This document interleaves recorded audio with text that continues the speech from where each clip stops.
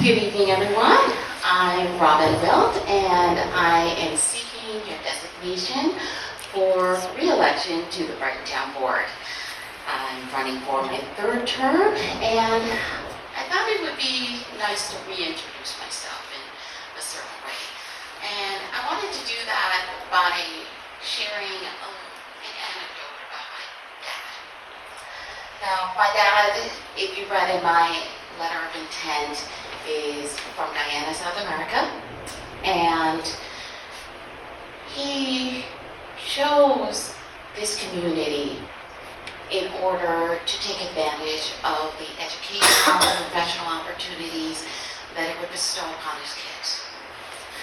And in his commute every day from work, he would drive through the town of Brighton and often frequent a gas station on the corner of Monroe and Clover. And unfortunately, one day, he was racially profiled at that gas station. He was accused of stealing gas and not paying for it, and then the clerk called the police. The Brighton police were involved, and he was facing charges. And being my dad, he walked into the nearest attorney's office, which was the office of Richard A. Kroll, who not only gave him some really sage advice, but also acknowledged his experience as somebody who was racially profiled, and said, you know what, if that clerk is not telling the truth, the overwhelming likelihood is that she will not show up in court.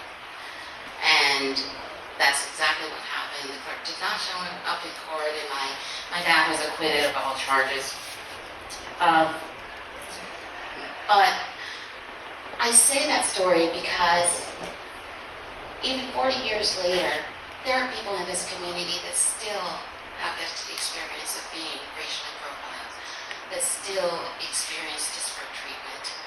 And this past term, in particular, has been a lesson for me, not only in the sacrifice required to speak truth to power for those individuals from a position of influence, but also to emphasize to me that it is the utmost responsibility for those of us who are in a position to highlight the struggles of marginalized and oppressed communities, to engage in the work of implementing social justice, regardless of the cost to personal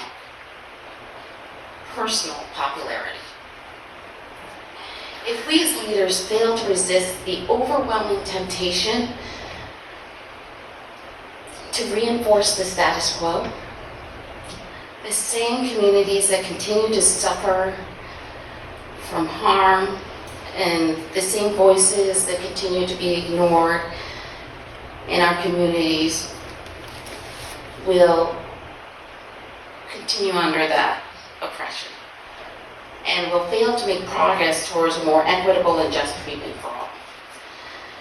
It's been really hard to examine unpleasant truths in a community that has a culture of exceptionalism and to hold the mirror up to expose some of our hypocrisies and challenges, but it's a necessary practice to achieve greater equity and justice in our community.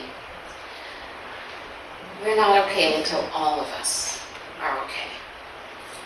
Now, I didn't run for office initially to rest on the laurels of previous accomplishments achieved by the town of Brighton, and you can see in my letter of intent that I have a considerable list of policy and legislative accomplishments.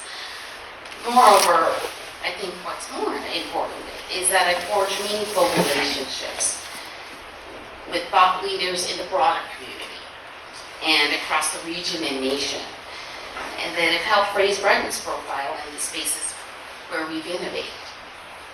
However, if there are people whom town policies, procedures, and practices disserve, I feel it's incumbent upon our leaders to examine how we can do better.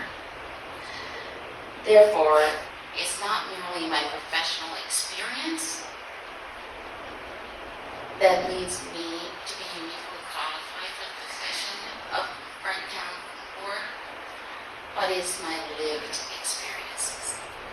And I'm hoping that you will continue to support me as your designated candidate for the office of Brighton Town.